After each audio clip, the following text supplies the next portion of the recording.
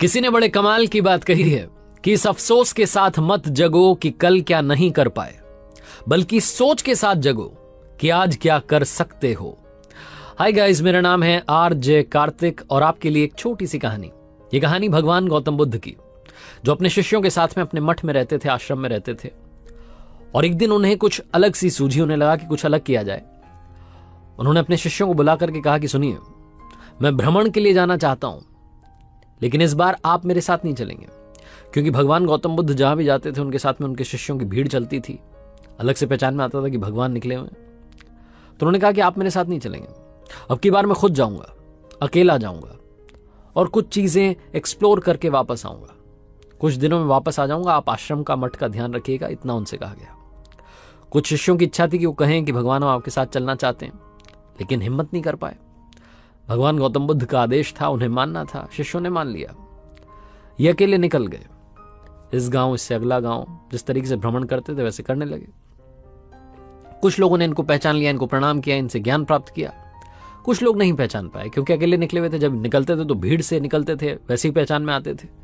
तो किसी का ध्यान नहीं गया। उन्हें लगा कि साधारण सा भिक्षुक निकला होगा भिक्षा मांगने के लिए। एक गांव में निकले हुए थे, सुबह का वक्त था और सवेरे सवेरे एक व्यक्ति शराब पीकर के अपने घर वालों से झगड़ा कर रहा था। भगवान गौतम बुद्ध इस घर से उस घर से इस घर से आगे बढ़ते जा रहे थे, प्रणाम करते जा रहे थे। कुछ लोग भिक्षा दे रहे थे। जब उस घर की बारी आई जहां वो शराबी शराब पीकर के झगड़ा कर रहा था, तो उसने देखा कि एक भिक्षुक आया हुआ है। वो बेफर पड़ा, गुस्सा करने लगा। जो सारा गुस्सा घर वालों पर कर रहा था, इन पर डाल दिया। गालियां देने लगा, अपशब्द कहने लगा, पता नहीं क्या क्या कह दिया। यहां आ जाते हैं, ये हो जाता है, वो जाता है। भगवान गौतम बुद्ध ने सारी बातें सुनी, मुस्कुराए और आगे बढ़ गए। जब उस शराबी का नशा कम हुआ, नशा उतरा, तो उसी गली में एक बूढ़ा व्यक्ति रहता था। वो इसके घर पर पहुंचा और जाकर के बोला कि आज तुमने बहुत बड़ा पाप कर दिया। तो शराबी ने कहा कि अरे क्या हो गया, मुझे ज्ञान मत दो, शराब मत पिया करो, ये सब मत ज्ञान दो मुझे। तो उस बूढ़े व्यक्ति ने कहा कि नहीं नहीं, ज्ञान नहीं दे रहा हूं, आज तुमने वाकई में पाप कर दिया। तुमने भगवान गौतम बुद्ध को गालियां दी। तो ये व्यक्ति कहने लगा कि पागल हो गया, उनको क्यों गालियां दूंगा। तो उस बूढ़े व्यक्ति ने कहा कि आज जो सवेरे सवेरे तुम्हें सुबह सुबह दिखे थे ना, वो भगवान गौतम बुद्ध थे। तो वो जो व्यक्ति था जिसने शराब पी रखी थी सुबह, वो बोलने लगा कि अरे नहीं, वो हो ही नहीं सकते हैं, वो तो हमेशा भीड़ में चलते हैं, उनके पीछे पीछे उनके शिष्य चलते हैं। तो उस बूढ़े व्यक्ति ने कहा कि मैंने काफी बार उनके दर्शन किए हैं, वही थे, तुमने उन्हें गालियां दी, अब जाओ जाकर के माफी मांगो। ये जो व्यक्ति था जिसका शराब का नशा उतर चुका था, इसको गिल्ट महसूस होने लगा। इसे लगा कि इसने बहुत बड़ा पाप कर दिया, भगवान गौतम बुद्ध को अपशब्द कह दिए, पता नहीं कहां, इसको नरक में भी जगह नहीं मिलेगी। ये दौड़ा अपने गांव से निकल गया, दूसरे गांव में गया।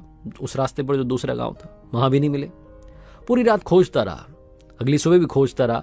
दोपहर में जाकर के एक पेड़ के नीचे से भगवान गौतम बुद्ध दिखाई दिए, जो तपस्या में बैठे थे।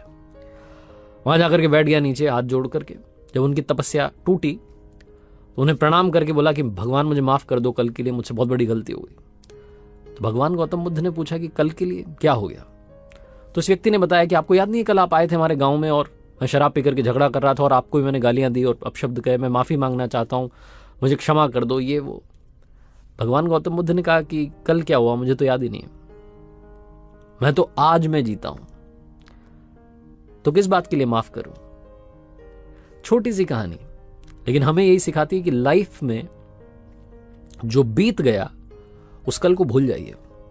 मैंने पहले भी अपनी कहानी में कहा कि भूलने वाली सारी बातें याद हैं, इसीलिए जिंदगी में विवाद है। कल के बारे में सोचना है, लेकिन उस कल के बारे में नहीं जो जा चुका है, बल्कि उस कल के बारे में जो आने वाला है। प्रेजेंट में रहिए, फ्यूचर की तैयारी कीजिए। जिंदगी जीने का यही एक फंडा है।